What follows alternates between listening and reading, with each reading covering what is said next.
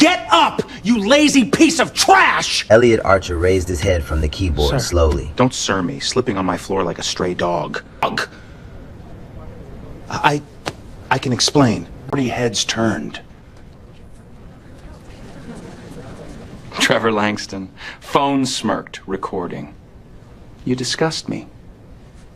Hollister leaned close. Useless, cheap.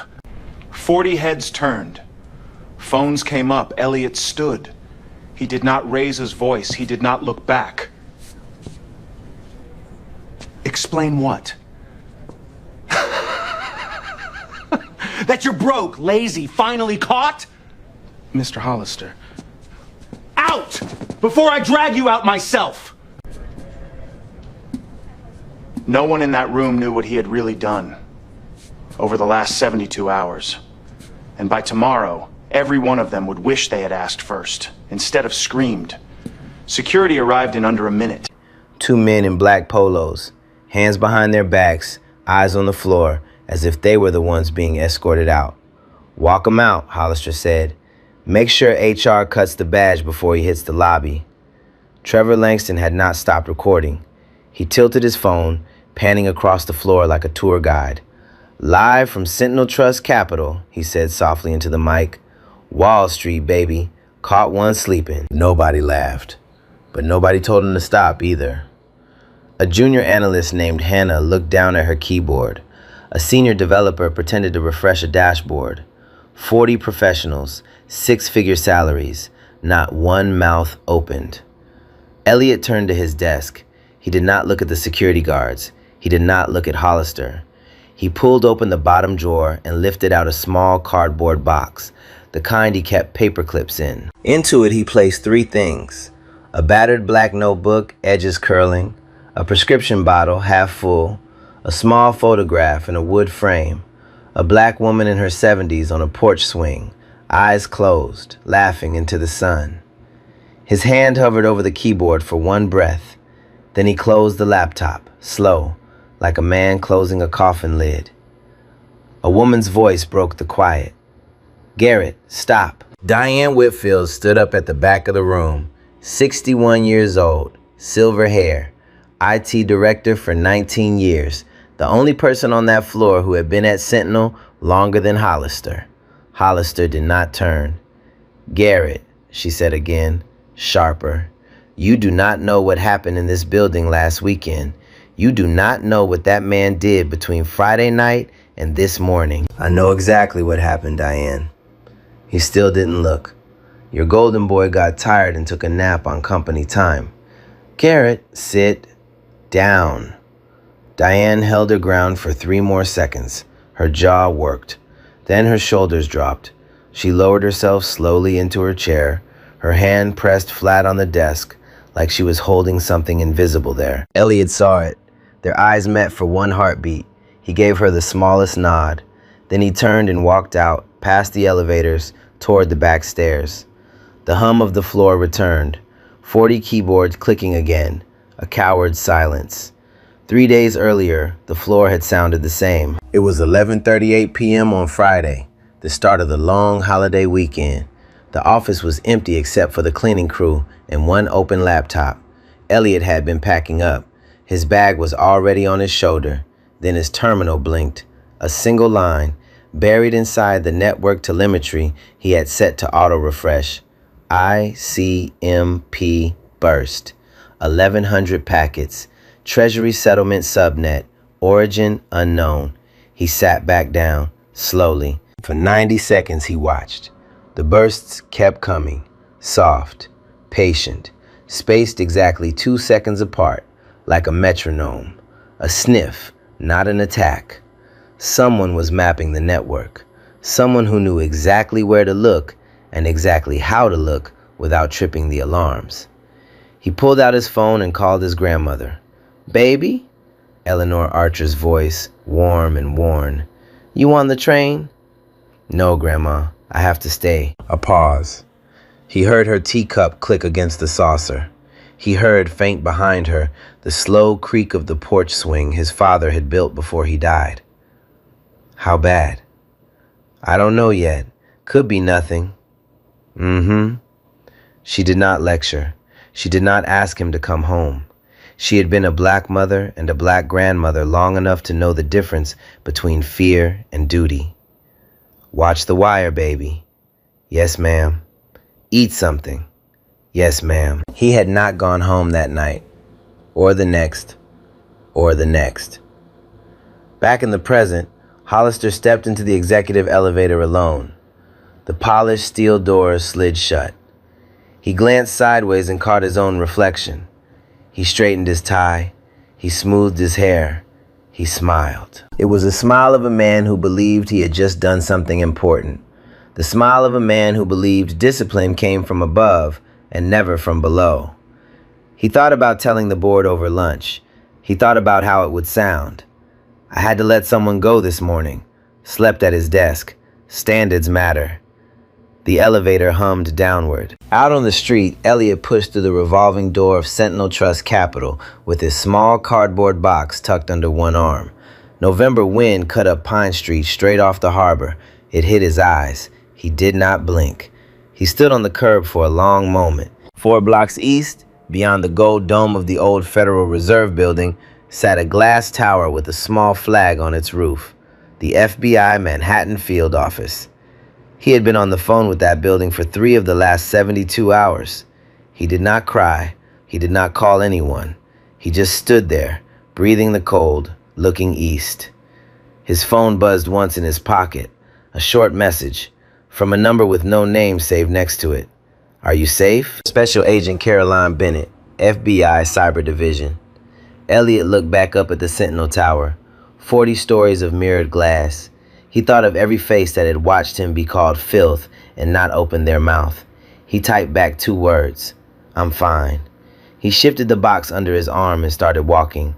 Not toward the FBI building, not toward the train, toward home, toward his grandmother's teacup and the slow creak of a porch swing in Brooklyn. Somewhere above him, on the 32nd floor, Garrett Hollister was already on his second coffee, telling a board member a story about discipline and standards.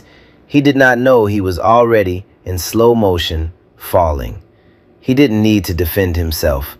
The Wire already had. The next morning began before sunrise. Diane Whitfield walked into Garrett Hollister's corner office at 7 a.m., holding a thin metal USB drive between 2 fingers. The door was open. She did not knock. Diane, I am busy. She placed the drive on his desk. Network logs, 72 hours, Friday night to Monday morning.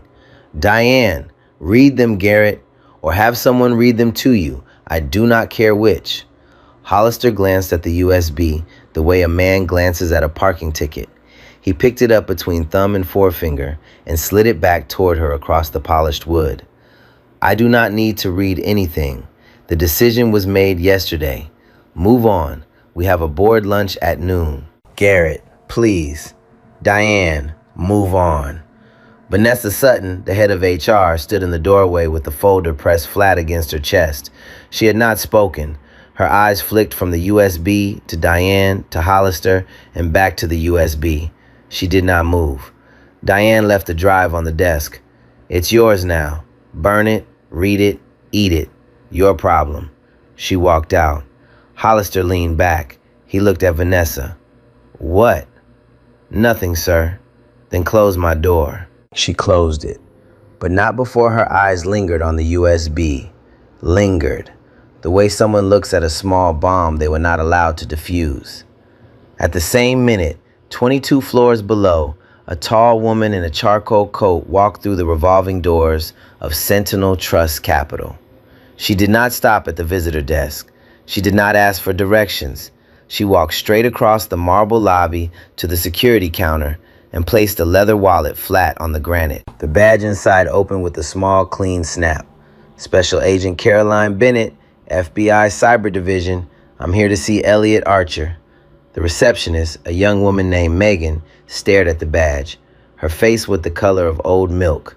Her hand drifted toward the desk phone and stopped, hovering. Mr. Archer does not work here anymore, ma'am. Bennett's eyes did not blink. Since when? Yesterday. Bennett did not move. Her face did not change. She tapped one fingernail twice against the granite. The sound traveled. Then I would like to see whoever fired him. Ma'am, Page Garrett Hollister, now. Behind Bennett, two plainclothes agents stood quiet, hands at their sides, jackets unbuttoned. The lobby's small Tuesday morning crowd parted around them by instinct. By the time the elevator carrying Bennett reached the 32nd floor, the story had already moved across 2 department Slack channels. By the time it reached Hollister's assistant's desk, the rumor had a face and a flag. FBI, Cyber Division, in the lobby, asking for Elliot. 7 minutes. That was all it took. A junior dev forwarded a screenshot. A compliance analyst whispered into the kitchen. An assistant pinged her boss with 3 exclamation marks. By minute 6, the chief operating officer was already on the phone with legal. By minute 7, every senior leader in the building knew Elliot's name and knew that the firing had been a public, recorded event. Hollister stood up so fast his coffee tipped. He did not wipe it. He grabbed his phone and called Elliot. It rang 4 times, then 5. On the 7th ring, a quiet voice answered. Mr. Hollister? Elliot, there's been a misunderstanding. I need you to come back to the office, now. A pause. The kind of pause that makes a man hear his own pulse, and not like the rhythm of it. Where would you like to meet, sir? My office. We'll talk privately, off the record, whatever you need. No. Hollister blinked. Excuse me? I'll come, but we meet on the engineering floor, where you fired me, in front of the same people, with the cameras on. Click, the line went dead. 25 minutes later, the elevator doors opened on the 32nd floor, and Elliot Archer stepped out, still wearing the same shirt from the day before. He carried no briefcase, he carried no box, he carried nothing but a folded sheet of paper in his left hand. 40 heads lifted at once. Keyboards stopped. Somewhere in the back, a phone rang and no one picked it up. Hollister was already standing in the middle of the floor, sleeves rolled, smile fixed too tight on his face. Vanessa Sutton stood 3 steps behind him. Diane Whitfield stood by the window. Trevor Langston stood near the elevators, his phone, for once, in his pocket. Elliot did not look at any of them. He walked to the exact spot where 18 hours earlier he had been called filth in front of his colleagues. He stopped there. He turned. He unfolded the paper. Mr. Hollister? Elliot, listen, before you say anything, I have 4 conditions. Hollister's mouth opened and then closed. 1, Elliot read from the page, voice even. Sentinel Trust Capital will issue a written public apology to me, delivered to every employee and posted on the company's external newsroom. The apology will name what was said and who said it. No euphemisms, no PR. Elliot, that is. 2, you personally, on the record, in writing, will acknowledge each insult you used in this room yesterday morning. Word for word. Signed. The color left Hollister's face. 3, Trevor Langston will take down every clip he recorded, issue a public apology to me on the same channels he posted them, and his employment status will be reviewed by an independent ethics panel chosen by Diane Whitfield. Trevor went very still by the elevators. 4, there will be no severance package, no payout. Instead, Sentinel will fund in full a 5-year cybersecurity mentorship program for Black high school students in Brooklyn. I will design the curriculum. I will run it. The company's name will be on the door, not mine. Elliot folded the paper. He looked up for the first time. That is the offer, the only offer. You have until 5 o'clock today. Hollister stared at him. Then his face shifted back into the smile he had worn in the elevator mirror the day before. He let out a small, dry laugh. You think you have leverage, son? Elliot did not answer. He simply looked past Hollister's shoulder toward the elevators. Hollister turned. Special Agent Caroline Bennett was standing there, holding her badge open against her chest like a small, flat sun. Behind her, 2 more agents in plain coats. Beside her, Vanessa Sutton, holding the USB drive Diane had left on Hollister's desk. Hollister stopped laughing. The boardroom was on the 41st floor. It had a glass wall that faced the river and a polished walnut table that seated 16. 3 of the chairs were empty.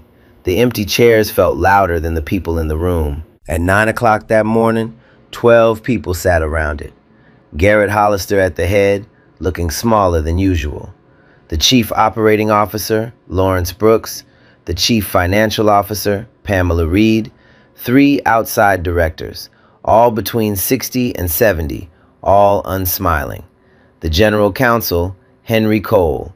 The Chief Risk Officer, Vanessa Sutton from HR. Diane Whitfield, who had not been invited but had walked in and sat down. Elliot Archer, in his second-day shirt, seated quietly in the middle. And at the back of the room, standing, Special Agent Caroline Bennett, arms folded. No one had touched their coffee. The screen at the end of the table lit up. Diane did not stand. She did not introduce herself. She had been at Sentinel since the company had 4 employees and a server in a basement on Broad Street. Everyone in the room knew her. She simply tapped one key and a single timestamp filled the wall. Friday, 11:38 p.m. Sentinel Trust Capital, engineering floor. She tapped again. The screen split into 4 panes. Terminal logs on the left, packet capture on the right, network topology in the bottom corner, time elapsed in the upper. "This is what happened in this building," she said, while Mr. Archer was, according to our CEO, taking a nap. Then the room watched. Hour 1 to 6, the first packets. At 53 minutes past midnight, Elliot saw the first abnormal reply. Not the burst itself, but the response. A single ACK from a node in his own subnet that should not have been able to respond at all. His hand-typed grep commands appeared on the screen, sharp and methodical. A backdoor traced to an internal API endpoint, the one Sentinel used to push patch updates to his treasury settlement nodes. Whoever was inside had not broken the door. They had walked through it carrying a key they should not have had. Hour 12. Elliot's reverse trace surfaced.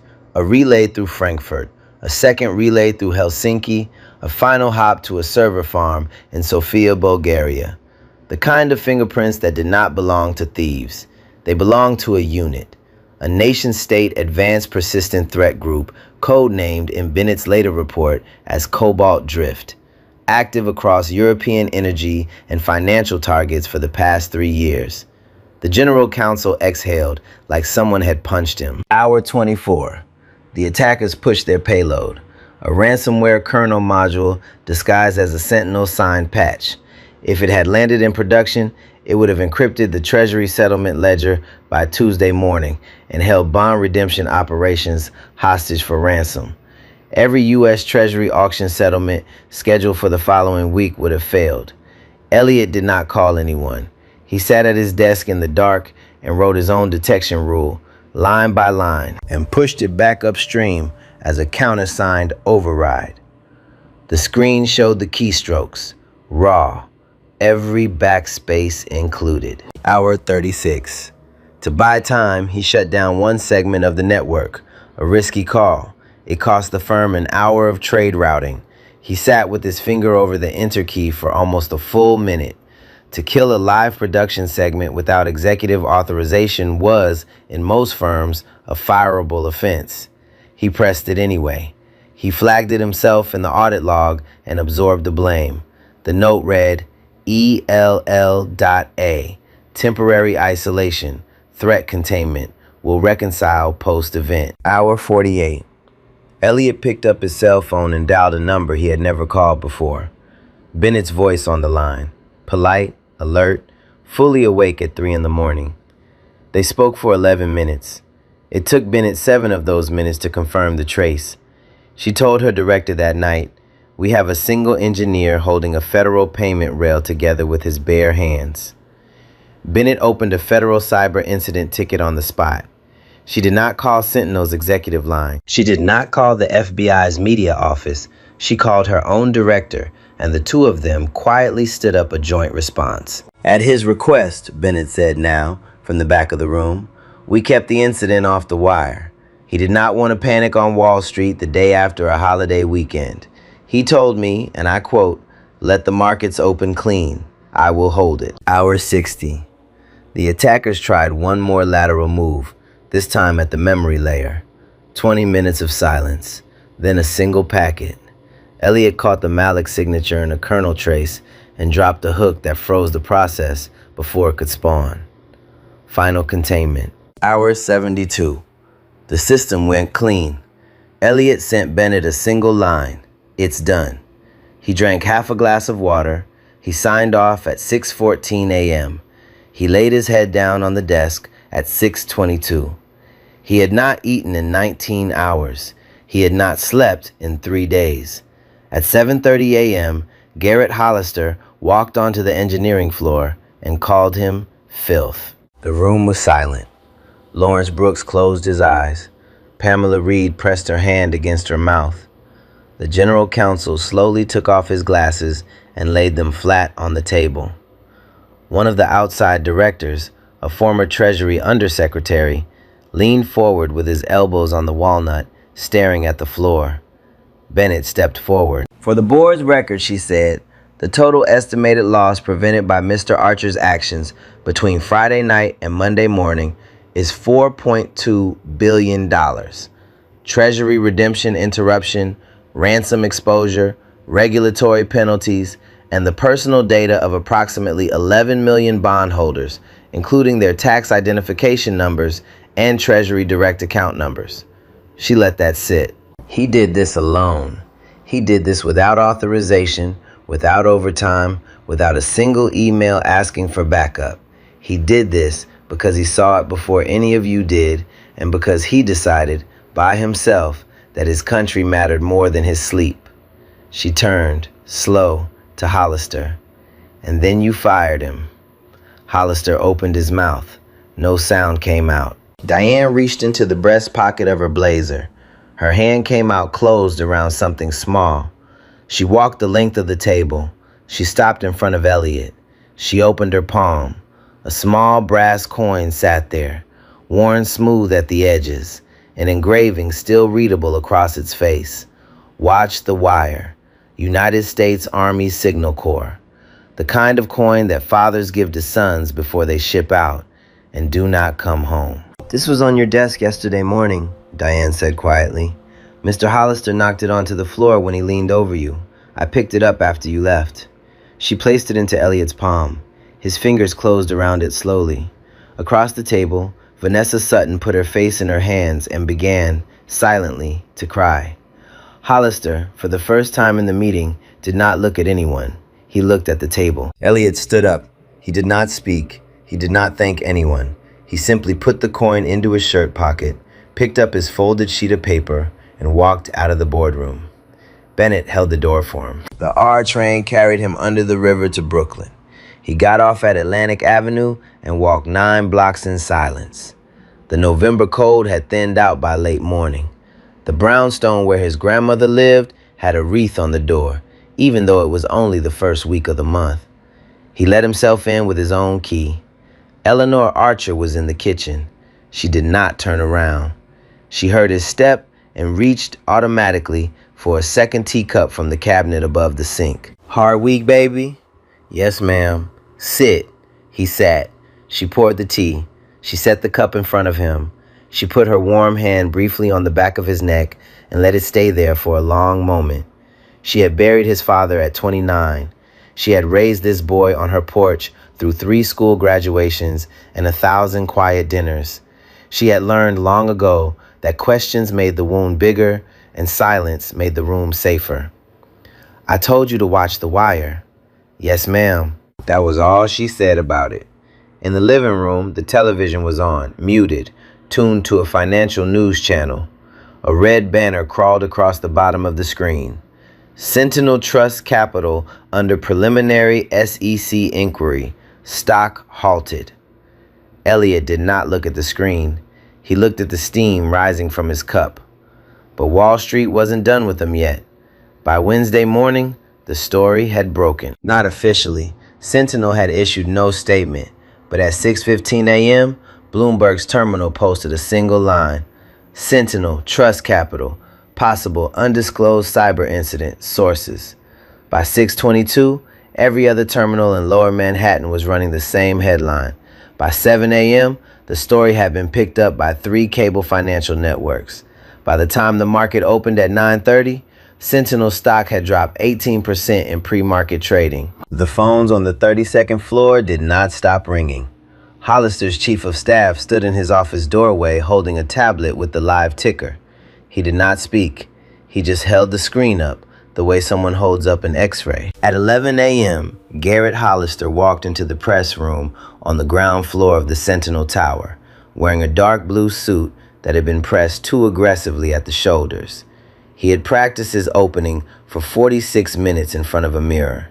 He took the podium with both hands on the wood and forced a smile that did not reach his eyes. "Good morning," he said. "I am here to address some unfortunate rumors that have circulated overnight. I want to be clear. This was an internal matter, a small, brief operational misunderstanding. It has been fully resolved.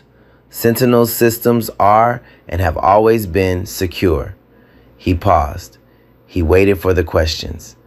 A young woman in the second row raised her pen. Margaret Bell, Wall Street Journal.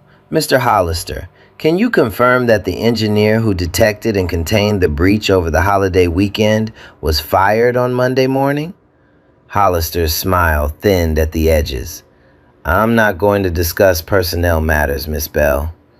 "Mr. Hollister, the engineer's name has been confirmed by federal sources, Elliot Archer. Did you fire the man who stopped a $4 billion attack on Treasury infrastructure?" The room went very quiet. 2 cameras shifted to angle on Hollister's face. "Miss Bell, with respect, that characterization is, frankly, garbage. Mr. Archer was sleeping at his desk. He was let go for cause. The actual response to the situation was carried out by a team, a trained team. He was one of many." Sources at the FBI Cyber Division have stated, on the record, that Mr. Archer acted alone for 72 consecutive hours. "Then your sources are wrong." A second hand went up. A man in the third row. "Reuters, Mr. Hollister, did Sentinel disclose this incident to its institutional shareholders?" "All material events are disclosed in accordance with standard practice." "Is that a yes or a no?" Hollister ignored him. The young woman from the journal did not blink. "Mr. Hollister, were you aware when you fired him that he had been on the phone with the FBI for 3 of those hours?" Hollister's face flushed a deep, blotchy red. His voice climbed half an octave. "I was aware that I had a lazy man asleep on my floor, Miss Bell. I was aware that I have standards in this company.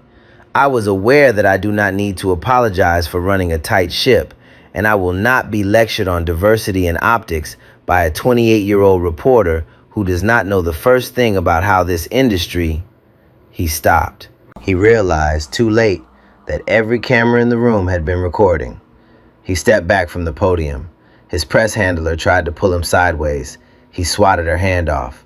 The cameras caught that too. By 1 p.m., the clip had crossed 3 million views. By 6, it crossed 12 million.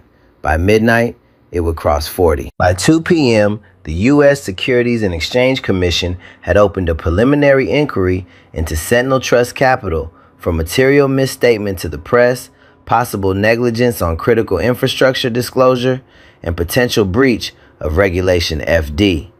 The Commission's letter, leaked to the financial press within an hour, used the word willful 3 times. By 3 p.m., 2 of Sentinel's largest institutional shareholders had filed letters of intent for a class action suit on behalf of Sentinel stockholders for breach of fiduciary duty and material misrepresentation.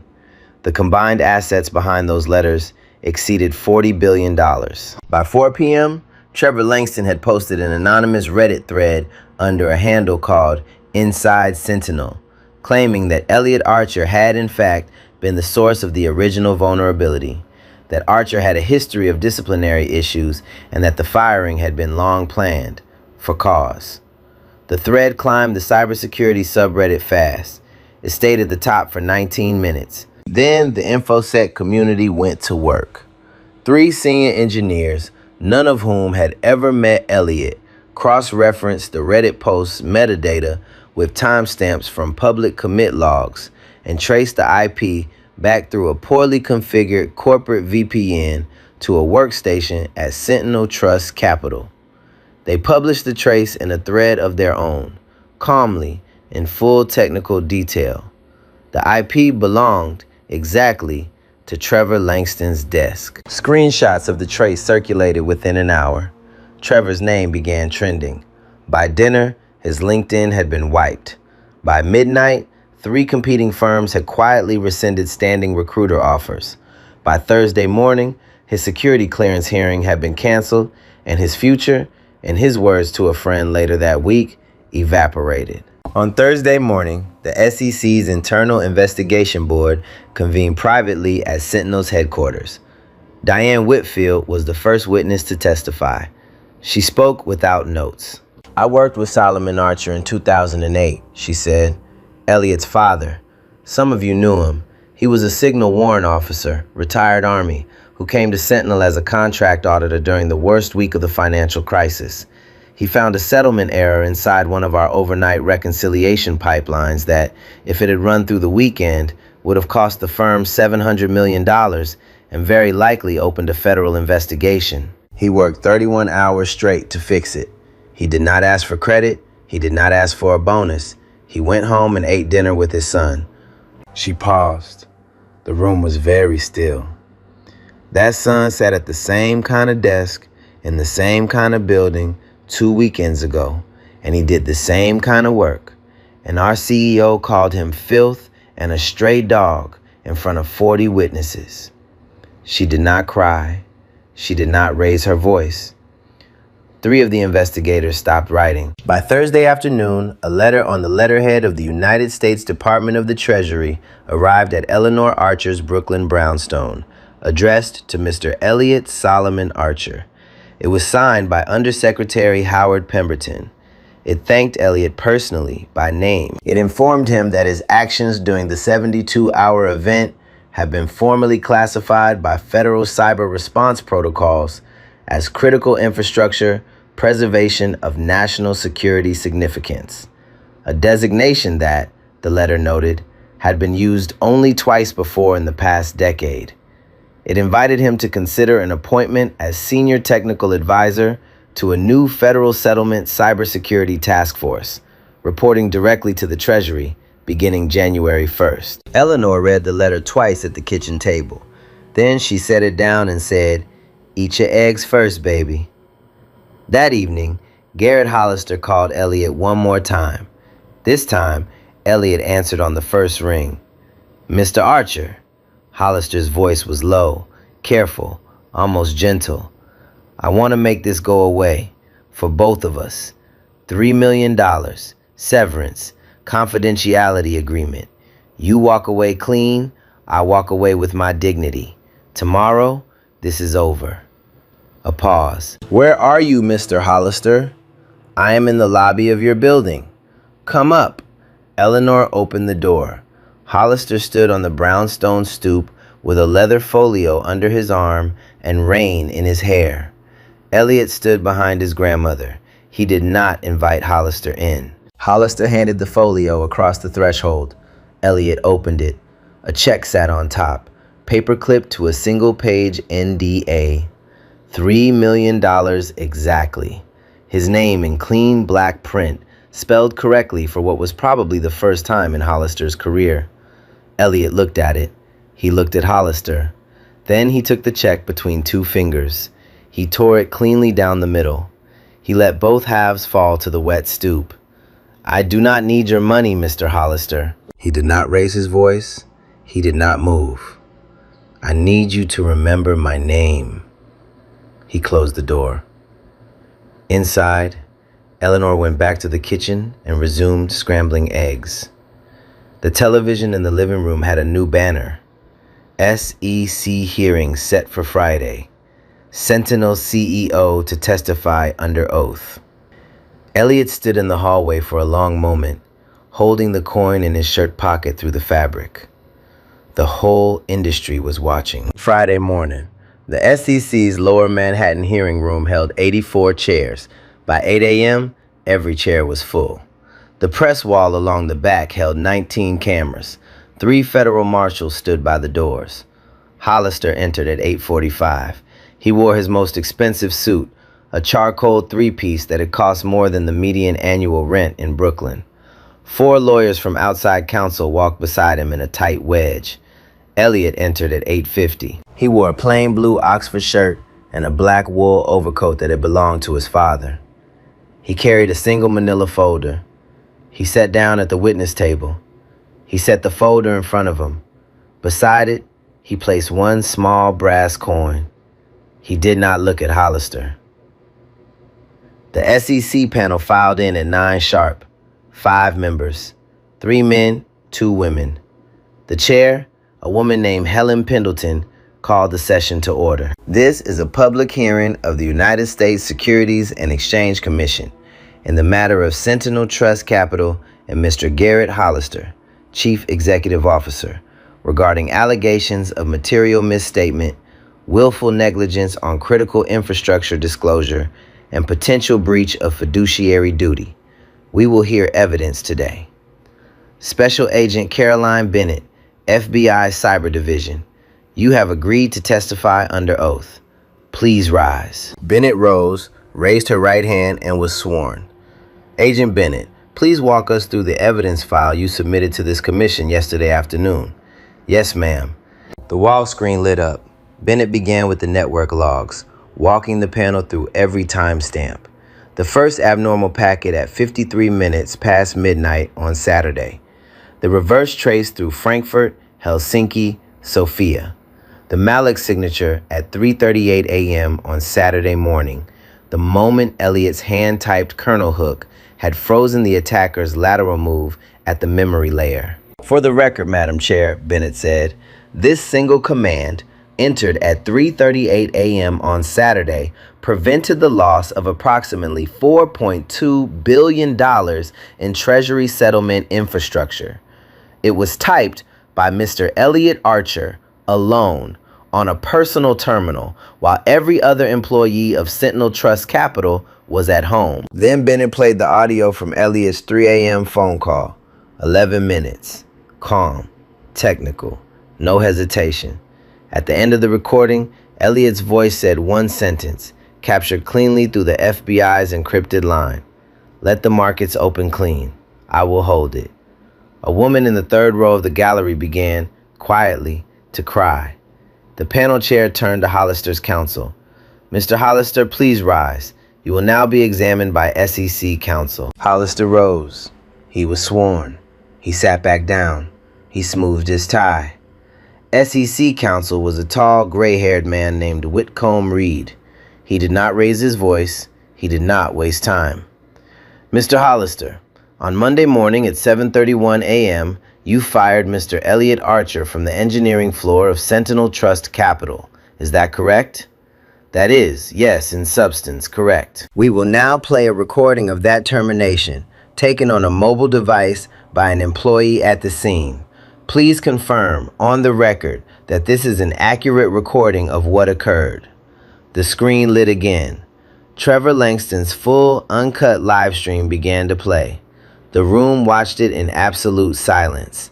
8 minutes long. Every word audible. When Hollister's voice on the recording said the phrase, lazy black coffee boy, one of the SEC panel members, a man in his 60s, slowly removed his glasses and set them face down on the table. The recording ended. Reed turned back to Hollister. Mr. Hollister, do you confirm that those were your words? A long pause. Yes. Mr. Hollister, were you aware at the time you spoke those words that the subject of those words had in the preceding 72 hours single-handedly prevented a $4.2 billion attack on federal Treasury infrastructure? No. Did you ask? Hollister did not answer. The chair lifted her gavel and lowered it gently against the wood, signaling a brief recess. Mr. Archer, she said, The commission would invite you to address the record voluntarily before we proceed to findings. You are not under oath. You are not required to speak. Do you wish to speak? Elliot stood up. He picked up the brass coin from the table. He held it lightly in his right hand. He spoke without notes. My father was a signal warrant officer in the United States Army. He served 3 tours in Iraq. His job was to watch the wire, to listen for signals and noise, to find the one frequency that meant danger before anyone else heard it. He died at 51. He left me this coin. It says, "Watch the wire." He paused. On Friday night, I saw a signal in the noise on Sentinel's network. I did what my father trained me to do. I held the wire. For 72 hours, I did not eat well, I did not sleep, and I did not call for help, because every minute counted and every minute belonged to people I would never meet. Pensioners, small business owners, families whose treasury accounts depended on a system staying clean. On Monday morning, I closed my laptop and I rested my head on my desk for 8 minutes. 8 minutes. And in those 8 minutes, my CEO walked onto the floor and decided, without asking, that I was filth, that I was lazy, that I was, in his words, a stray dog. He did not fire me because I was sleeping. He fired me because I did not look like the kind of person who saves a company. I did not match the picture in his head of who deserves a desk on his floor. He turned his eyes for the first time to Hollister. I did not fall asleep because I was lazy. I fell asleep because the war was over and no one knew it had started. He sat down. The room was silent for 10 full seconds. Then somewhere in the gallery, someone began to clap. 1 person, then 5, then 40. The chair did not stop them. Hollister stared at the table. His head sank slowly. He did not look up. The chair raised her gavel once more. This commission will recess for findings. Sentinel Trust Capital and Mr. Hollister will be notified of preliminary determinations within 90 days. This hearing is adjourned. Hollister rose. His lawyers gathered their files. As he walked past the witness table, he stopped briefly beside Elliot. He did not speak, but for the first time in his life, when a clerk asked him to state Elliot's name for the record on his way out, Hollister said it, slowly, clearly, under oath. Elliot Solomon Archer. The man who had once said his name with contempt now said it under oath. 6 months later, the lobby of Sentinel Trust Capital was empty in a way no marketing campaign could fix. The cleaners said you could hear your own footsteps now, even at lunch. Garrett Hollister had been forced to resign in March. The SEC's final determination, issued on a Tuesday morning in heavy black type, fined him personally $4.8 million for material misstatement and willful negligence on critical infrastructure disclosure. He was barred from sitting on any public company board for 5 years. His face, which 6 months earlier had been on the cover of 3 trade magazines, no longer appeared in any of them. 3 of his former board allies stopped returning his calls. The 4th told him, off the record, that he had embarrassed the entire industry. Vanessa Sutton had walked out of her HR office in February with a sealed envelope and walked directly into the offices of the Shareholders Class Action Council. She testified in 3 depositions over the spring. The investor suit settled at $1.7 billion. Sentinel's board issued a written apology on its public newsroom, naming what was said and who said it, just as Elliot's first condition had required. Vanessa retired in April with her pension intact and her conscience cleaner than it had been in 9 years. Elliot drove her home from the courthouse on the day she testified. Trevor Langston was blacklisted across every major firm in the InfoSec industry within 2 months. He moved to a small town outside Boise and started selling commercial insurance. His name disappeared from the cybersecurity conference circuit. When he tried, a year later, to apply for a security clearance, the application was returned the same day. Elliot did not return to Sentinel. The new chief executive, Lawrence Brooks, formerly the COO, called him 3 times in 3 weeks with a counteroffer. Senior vice president, Chief Information Security Officer, a 7-figure base. Elliot thanked him politely and declined. In April, he signed an appointment letter at the Treasury Department. He became the Chief Information Security Officer of the Federal Settlement Cybersecurity Alliance, a new consortium of the 9 largest U.S. fintech firms set up jointly by Treasury and the Federal Reserve, reporting through Undersecretary Howard Pemberton. The alliance's mandate was simple: to do, by design and at scale, what Elliot had done alone, with his bare hands, over a holiday weekend in November. He took the job for $1 a year for the first year. He kept his salary at the same level he had been earning at Sentinel. The rest of the money went to Brooklyn. In May, 3 blocks from the brownstone where Eleanor still lived, a small storefront on Atlantic Avenue was renovated quietly. New glass, new steel doors, a dark green sign above the entrance, hand-painted by a local artist. It read, "Watch the Wire Academy." The academy opened on the second Saturday of June. 40 students, between 14 and 17 years old, sat in the front lab on the first morning, all of them black, most of them from within 10 blocks. Each desk had a laptop, a notebook, a small mug of hot chocolate from a place around the corner, and a printed welcome letter signed by Elliot. At the front of the room, a wall had been finished in dark wood. On it hung a single large photograph in a black frame. A black man in his 30s in Army Signal Corps uniform, standing in front of a communications tent in Iraq, smiling slightly at the camera. Beneath the photograph, etched directly into a brass plate set into the wall, "Watch the Wire." Solomon Archer, U.S. Army, 1972 to 2023. Eleanor cut the ribbon. She had insisted on the smallest possible scissors. She did not give a speech. She kissed her grandson on the forehead and said, loud enough for the front row to hear, "Solomon would have loved this room." Then she sat down. Elliot walked to a small glass display case at the front of the lab. He opened it. From his shirt pocket, he took the small brass coin he had carried for 6 months, the one Diane had given back to him in the boardroom, the one his father had left him. He placed it inside the display case, behind clean glass and a velvet-lined cradle. He closed the lid. He locked it with a small brass key. From the pocket of his blazer, he drew a second coin, newer, heavier, polished. A coin that had been struck for him in February by the United States Department of the Treasury, with his own name engraved on the rim. He put the new coin in his shirt pocket, in the same spot where his father's coin had lived.